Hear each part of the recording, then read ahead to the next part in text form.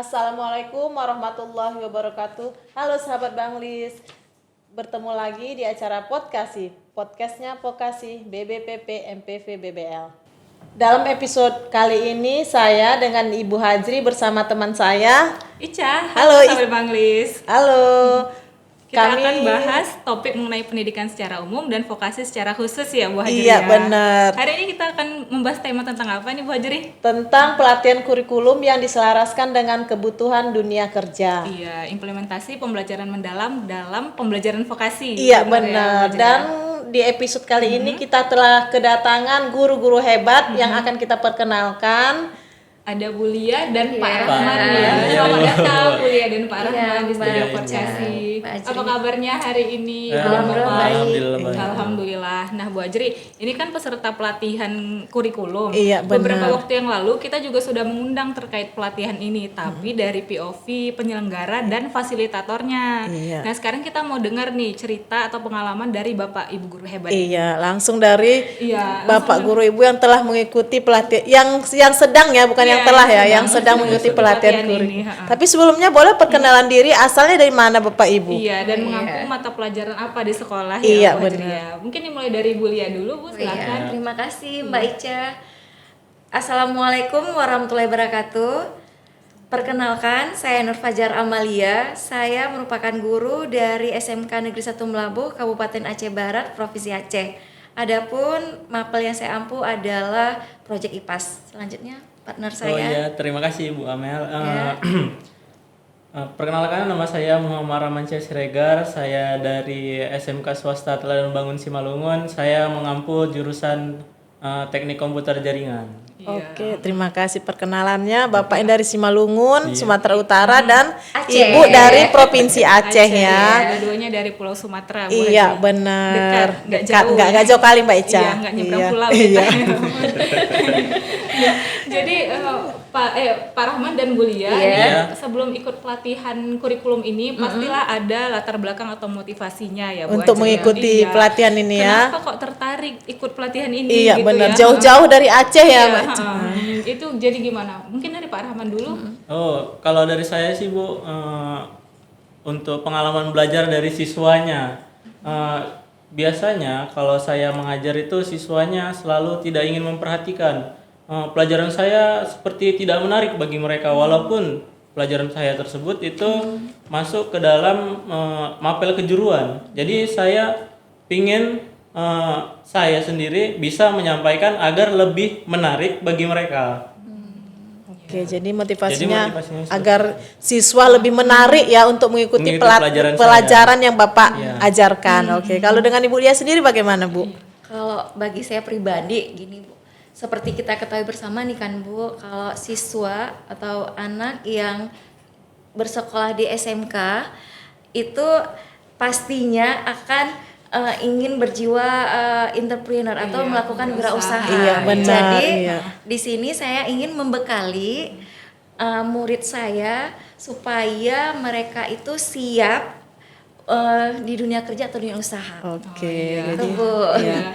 Itu latar belakangnya iya, motivasinya ya. Bu. siap itulah ya. Jadi orientasinya ke siswa ya Ibu, Iya, supaya betul. siswa itu siap nanti. di dunia kerja. Iya benar, bagus sekali ya Bu latar belakangnya Bu ya. Iya, Oke. cuman hanya untuk diri sendiri. Iya ya, pribadi, salut ya Mbak Ica ya. Iya. Selanjutnya kita mau tanya apa nih Bu Hajri? Kan kesan lah saat orang Bapak Ibu mengikuti pelatihan ini, kesan apalah yang Bapak Ibu dapatkan ini pada saat mengikuti pelatihan? Iya, pengalaman selama mengikuti pelatihan beberapa hari ini, karena seperti yang kita ketahui ini udah berlangsung beberapa hari ya Bu Hajri. Iya. Dan ini mungkin di hari-hari terakhir. Ya besok hari terakhir ya Pak ya. Besok ya, besok di Mungkin pengalaman dengan rekan sesama rekan ataupun dengan fasilitator kita itu bagaimana? Mungkin dari Bu Lia dulu. Kalau saya pengalaman yang saya dapatkan itu sangat banyak ya, Mbak Ica dan Mbak Hajri. Yang pertama itu saya bisa membuat ini rancangan pembelajaran yang akan kita rancang ini berdasarkan dengan kebutuhan dunia kerja. sesuai dengan judul diklat yang diikuti ya Bu. Iya, jadi selama ini saya itu membuat rancangan pembelajaran itu tidak menyelaraskan dengan dunia kerja atau dunia industri. Oke. Kalau yang kedua itu ya alhamdulillah kami itu dipertemukan dengan Bapak guru fasilitator yang hebat. Sorry, saya dengan Fasilitator fasilitator Jadi suara BBL. ya BBL lu yang luar biasa menginspirasi gitu kan Bu, dan juga dengan Bapak Ibu guru gini sesama Iya, peserta. rekan. Jadi kami saling sharing ya Pak ya, Iya, saling berbagi pengalaman ya. diskusi Diskusi di terkait kelas. permasalahan apa yang diperoleh di Sekolah kelas, masing-masing di kelas ya. masing-masing. Oke. Begitu. Iya. Kalau Pak Rahman gimana Pak? Ada pengalaman yang seru, yang berkesan gitu Pak? Kalau saya sendiri sih Bu, untuk pengalaman pastinya sangat baru sama saya karena ini pertama kali saya ikut pelatihan dari balai ini. Pertama sekali kesan saya itu kepada sang fasilitatornya itu memberikan motivasi saya yang lebih untuk menjalankan peran saya sebagai guru di sekolah. Membuka perubahan Iya, mindset ya membuka Pak ya. perubahan Mindset kita tuh Mindset kita berubah. berubah. Iya, Gitu. memang Yang benar. sebelumnya. Gimana Pak? Mohon maaf. Yang sebelumnya kita Cepat nyerah ya Pak. cepat nyerah ya. Karena kan murid-murid ini beda-beda semuanya. Karena murid-murid sekarang semakin bijak ya Iya, Pak, semakin iya. cerdas, kritis ya seperti itu ya Pak ya. Kita harus masuk ke dunia mereka. Jadi selama ini kita hanya belajar dengan cara mengajar kita Iya. saja tanpa mengetahui bagaimana sih yang dibutuhkan oleh si anak gitu. Oke, jadi itulah kesan ya. Kesan atau pengalaman ya Bu Ajri ya setelah mengikuti beberapa hari di kelas Seperti di sini. kata Ali bin Abi Thalib kan, didiklah anakmu sesuai dengan zamannya. Oke, benar, iya benar Bu.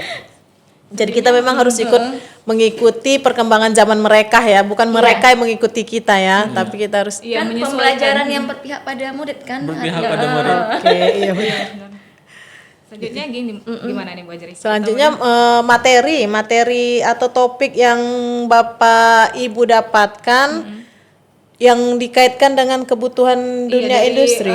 materi pelatihan yang sudah diperoleh gitu ya Bu Ajri, ada nggak pemahaman atau wawasan baru yang Bapak Ibu peroleh dari materi yang sudah diberikan oleh fasilitator kita?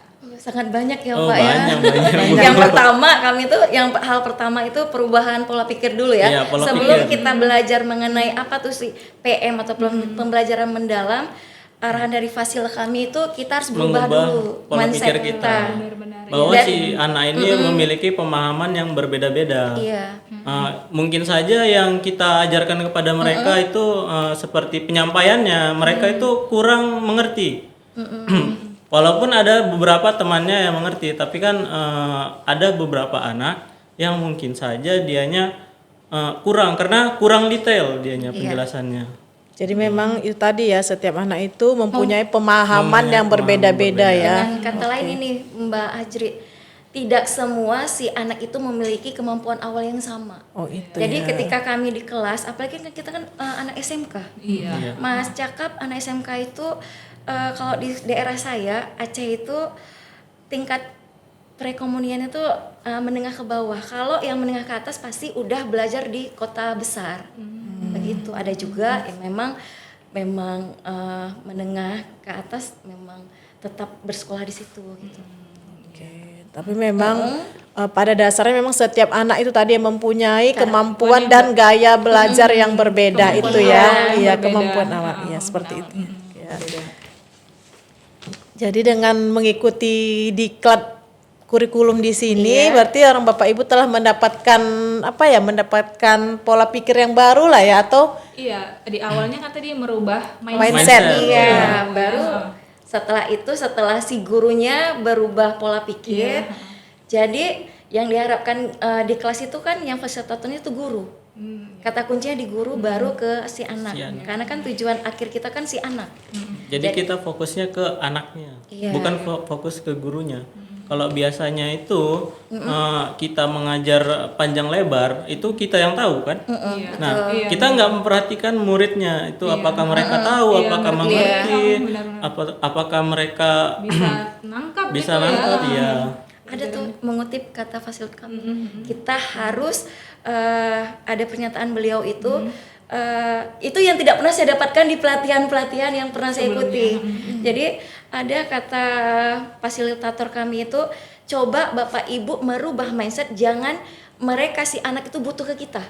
tetapi kita harus kita guru yang butuh membutuhkan muridnya. mereka gitu. Jadi saya bilang langsung, wow Pak, baru kali ini saya mendapatkan istilahnya momen aha gitu. Momen aha ya Pak, Iya. yang bisa merubah pola pikir saya yang ternyata selama ini saya masih belum tepat gitu. Biasanya kan memang murid yang butuh Iya. guru ya Bu Iya. Hajri. Jadi Sebenarnya di sini kebalikannya Guru ya. yang Kita- butuh murid sebenarnya Bu. bagaimana guru bisa mengimplementasikan ilmunya ke Muridnya. murid ya, seperti itu ya Pak ya. Kita gurunya yang butuh muridnya sebenarnya Bu Kalau Hajri. dulu sebelum mengikuti pelatihan ini ya kayak Mbak Ica, bahwa saya loh yang superior gitu. Saya anak-anak yang membutuhkan saya, bukan saya membutuhkan murid. Tetapi setelah kita ya Pak yang mengikuti kurang lebih 4 hari, 4 hari. merubah tuh pola pikir. Oh begini ternyata, bahwa kita sebagai pendidik itu harus butuh si anak ini, bukan si anak yang butuh guru. Iya, baik. Karena kita kalau kita butuh si anak, kita nggak akan emosi-emosian. Iya, itu juga membuat kita lebih lega dalam Iya, mengajar. bahagia pastinya. intinya. Karena kita yang butuh. Karena kita Iya. Kita Iya yang benar. butuh, bukan mereka Kuncinya yang karena butuh. kita yang butuh ya, Iya, itu betul. sebenarnya ya. Oke. Itu Jadi yang kami dapatkan dari selebihnya ya tetap di ranah bahwa kurikulum SMK itu dirancang tetap krusialnya itu dengan kebutuhan dunia kerja. ya. Jangan nanti ada ketimpangan apa yang kita ajarkan di sekolah itu ketika si anak contohnya dalam PKL atau prakerin itu si anak masih bingung loh, di sekolah saya begini Belajarnya ini tetapi gitu ya. pas Di di sekolah lapangan lain, kok beda. berbeda Berbeda, gitu. ya. Makanya disinilah alhamdulillah Didapatkan lah ya itu ilmu. didapatkan bahwa kurikulum SMK itu dirancang tetap dengan kebutuhan industri. dunia kerja atau dunia industri Iya. begitu. Relevan Atau ditambahkan ya. dengan partner saya ini. Iya, gimana Pak Rahman? Gimana Pak Rahman? Ada yang mau ditambahkan mungkin? Oh, kayaknya udah cukup lah Ibu ini kan udah terlalu jelas. Jadi Memang begitulah memang harusnya kita Iya. buat. memang jadi itulah kalau terkait dengan konkretnya ya, implementasi konkret kurikulum PM Kalau ini ya, PM. maksudnya pembelajaran Pembelajaran mendalam. di Iya. pendidikan vokasi Iya. itu gimana Bu implementasinya? Kalau pembelajaran mendalam ini kan kita tidak hanya menguasai materi saja seperti Iya. yang kita ketahui. Kalau di PM itu ada prinsip pembelajaran mendalam yang berkesadaran, kemudian ada bermakna, Meaningful, ya meaningful, kemudian ada Joyful ya, berkesadaran dan Joyful. terakhir menggembirakan. Kalau dulu saya tuh berpikiran kita harus berkesadaran dulu. Ternyata setelah mengikuti diklat ini kebalik, kita harus gembira dulu, baru hadirlah Kesadaran kesadaran. itu ya. Iya kan Pak? Iya. Karena selama ini saya menyadari berkesadaran dulu nih, baru kita mendapatkan menggembirakan. Ternyata harus menggembirakan dulu, joyful dulu. Joyful dulu. Jadi kalau kita misalnya mengembirakan bagi mereka, mereka juga mau untuk mengikuti kita. ya, proses pembelajaran. Karena di kelas. kalau kesan mereka buruk sama kita itu pasti mereka ibu ini, bapak ini. Iya. Bapak ini lagi yang masuk, bapak ini lagi yang masuk. Seharusnya Jadi Dengan cara tampilan dulu ya Pak, Iya, baru tampilan rasa dulu. ya kayak kue itu tampilan dulu baru rasa gitu. jadi harus kita hadirkan dulu kegembiraan kepada anak-anak ya, baru Iya, mereka bisa menjadi tertarik. Kira-kira seperti itu ya. kesan pertama mereka ke kita harus baik. Kesan pertama begitu apa Pak? Penting ya, pesan Begitu pertama. penting. Iya, harus menggembirakan dulu tadi ya Bu, terus selanjutnya berkesadaran dan akan bermakna jadinya Iya, ya Bu ya. Karena kalau si anak udah gembira, otomatis ketika kita menyampaikan materi di kelas cepat masuk Ibu. Antusias ya Bu. Iya, ya, antusiasnya, fokusnya itu cepat Iya. tercapai gitu. Dan mereka tertarik ya. Iya. Iya. Nah, untuk pembelajaran mendalam sendiri ada nggak contoh konkret yang sudah Bapak Ibu terapkan di sekolah? Bisa dibagikan mungkin Bu di sini. Baik. Pengalamannya ya. Pengalaman saya itu ketika mengikuti pelatihan ini sangat banyak ya Bu ya. Salah satunya itu dalam hal saya membuat rancangan pembelajaran. Kalau dulu saya itu hanya membuat rancangan pembelajaran mapel, saya kan IPAS. Saya hanya membuat mapel secara umum. Mapel IPAS itu secara umum. Sedangkan saya kan ini kan mengajari anak SMK yang sudah ada jurusannya, kejuruannya yaitu bisnis retail. Contohnya Bu ya, bisnis retail. Jadi setelah saya Mengikuti. pelatihan ini, kadarullah saya sudah tahu nih bagaimana merancang kurikulum, bagaimana merancang merancang pembelajaran. proses pembelajaran yang sesuai dengan jurusan bisnis retail. Contohnya, kalau dulu saya kan kayak materi ini Bu, zat dan perubahan. Kalau dulu saya langsung zat perubahan biasa aja, perubahan fisika kayak anak-anak SMA. Jadi anak-anak pernah komplain, apa sih Bu manfaat kita belajar ini untuk di jurusan kami atau di kejuruan kami. Setelah saya mendapatkan pelatihan ini, saya bisa menyelaraskan bahwa ada loh guna kita belajar proyek IPAS ini di kejuruan bis retail. Contohnya kan itu kan ada CP atau capaian pembelajaran Ibu, saya kaitkan, saya integrasikan bahwa di zat perubahannya ini ada yang kayak produk bisnis retail seperti di tampilan display di mini Etalase gitu ya. Kita nggak tahu nih berapa masa expirednya di situ terjadi perubahan fisika dan kimia gitu. Kalau dulu saya belum bisa Bu. Begitu Ibu. Jadi dikaitkan dengan langsung si anak jadi tertarik antusias nih. Oh, berarti ada gunanya ya Bu ya kita belajar project IPAS di kejuruan bisnis retail begitu. Jadi si anak udah tahu manfaatnya ya Bu ya. Iya, kalau dengan IPAS ini ke kejuruan mereka. Iya, kalau Bapak kalau saya sendiri karena saya memang terlalu mendalami untuk ajar mengajarnya, itu ada satu hal yang paling penting menurut saya, yaitu tentang karakter anak. karakteristik ya Karakteristik anaknya itu. Kalau dulu kita mengajar itu sesuai dengan karakter kita sendiri. Nah, sebenarnya kita harus mengajar sesuai sama dengan karakter anak-anak itu. Nah, berarti kalau ada sekitar 15 siswa, berarti kita harus membuat 15 rencana untuk setiap anak. Berbeda-beda ya Pak ya. Berbeda-beda. Karena pemahaman mereka sama pemahaman saya beda. Mungkin saya ngerti tapi mereka tidak. Seharusnya saya mungkin mereka lebih mengertinya yang lebih detail atau lebih sederhana. Mungkin beberapa kawannya karena sudah bisa saya anggap sudah berarti kamu pasti bisa. Sebenarnya tidak. Mereka harus apa maksudnya membuat pembelajaran yang lebih bisa nggak Pak? Pembelajaran berdifferensiasi. Nah iya, ya memang harus itu seperti pembelajaran berdifferensiasi biar tidak membeda-bedakan muridnya. Sesuai dengan ini Bu, sesuai dengan Kemampuan kemampuan awal. dasar, Awal. kemampuan Iya. si anak itu. Jadi kan bisa kita gaya belajar anak kan berbeda-beda. Iya. Ada yang Lagi kan kinestetik. memang kita yang butuh muridnya Bu Haji. Iya, Iya, benar. Muridnya yang butuh kita. Makanya Jadi- kita harus menyusun pembelajaran itu sesuai dengan kemampuan mereka, bukan kemampuan kita. Jadi apapun ceritanya kita harus ingat guru yang butuh Butuh murid muridnya. agar kita enjoy mengajari mereka dan mereka juga senang kita ajari ya Bu. betul, Mbak. Iya, jadi tadi ya Pak ya perlakuan yang berbeda-beda Iya, ya kepada perlakuan setiap berbeda-beda. murid ya, karena murid itu juga mempunyai kemampuan awal yang berbeda-beda. Ya, jadi seperti itu ya.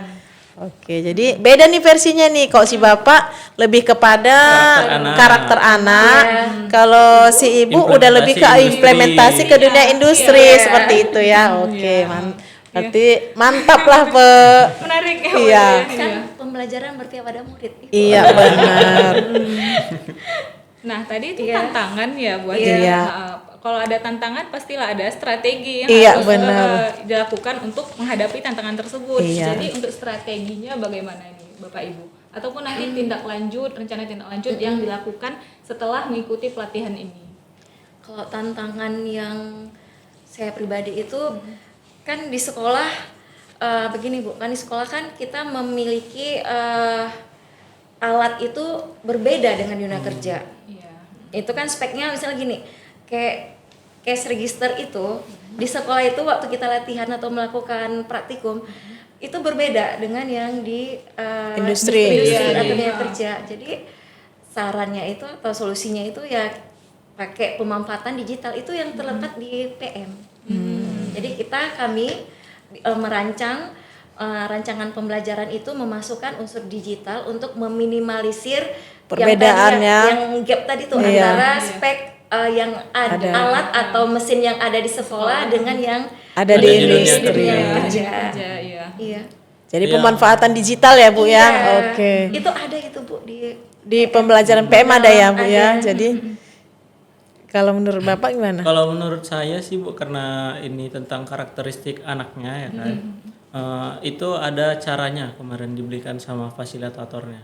Nah, guru itu dibuat seperti motivatornya.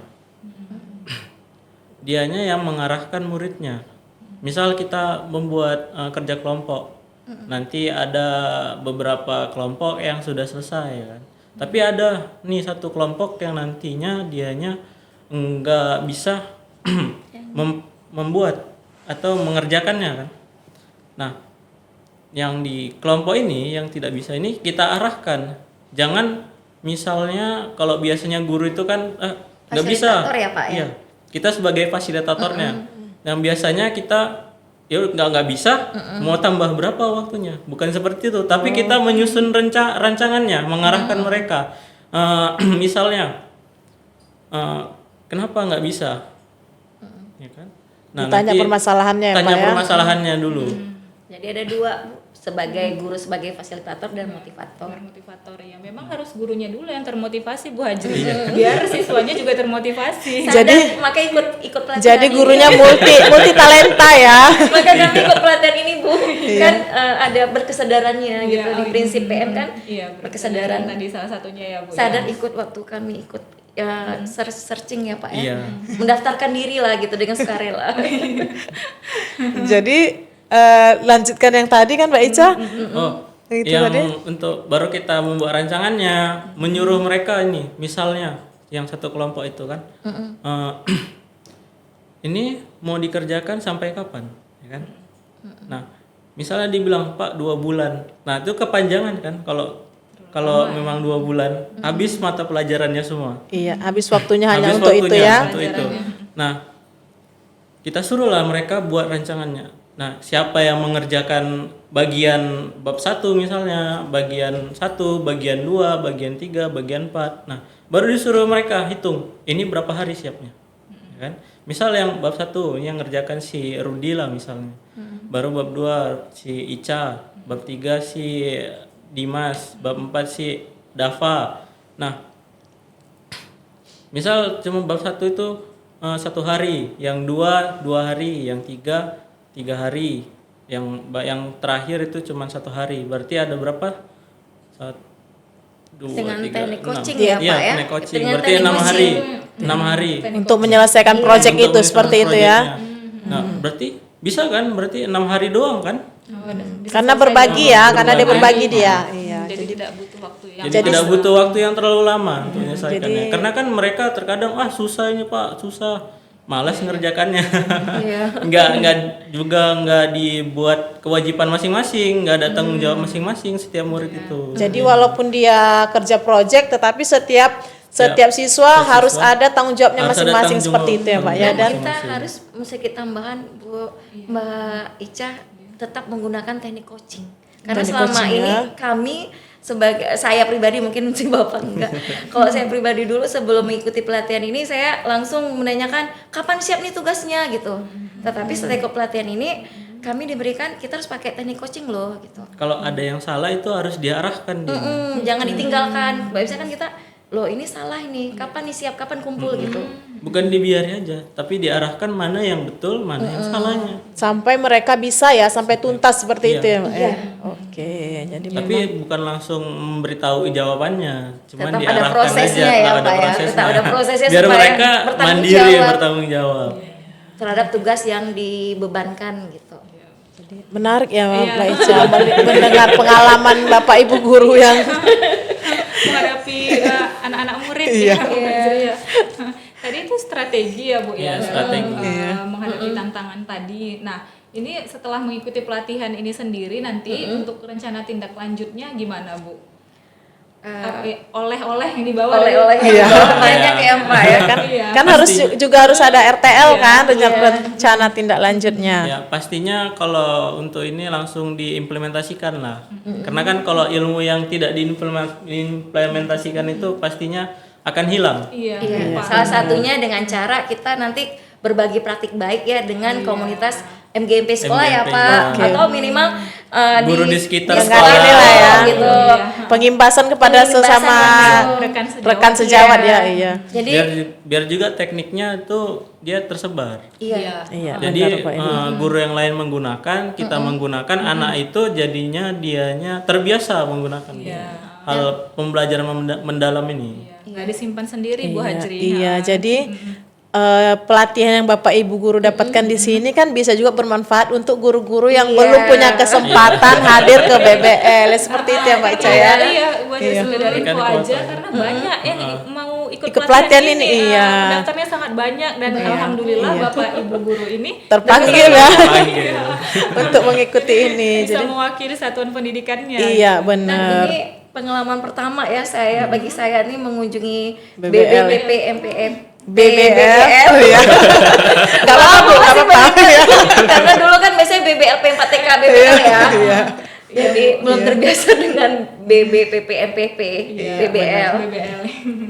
Jadi memang ya itulah harapannya memang seperti itu ya kan Mbak Ica. Kalau memang Bapak Ibu guru yang telah mendapatkan pelatihan di sini, kita berharap bisa mengimplementasikannya ke siswa dan juga bisa mengimbaskannya kepada rekan sejawat lah. Itulah yang paling lingkup, yang paling yang kecil ya. Yang lingkup. terkecil dulu gitu Iya, ya Bu Hajri. benar. Mungkin kalau lebih lagi ya ke komunitas yang lebih besar. Iya, ya. seperti yang Ibu bilang tadi ya, komunitas MGMP ya. MGMP, Iya. ada juga Kombel Iya, komunitas belajar ya. iya.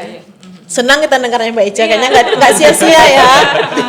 Alhamdulillah 5 harinya Iya. nanti sangat berguna dan bermanfaat. Sangat gitu. berguna. Nah, ini mungkin pertanyaan terakhir nih Iya, Pak Jri. kayaknya. Pak Jri ada yang mau ditanyakan?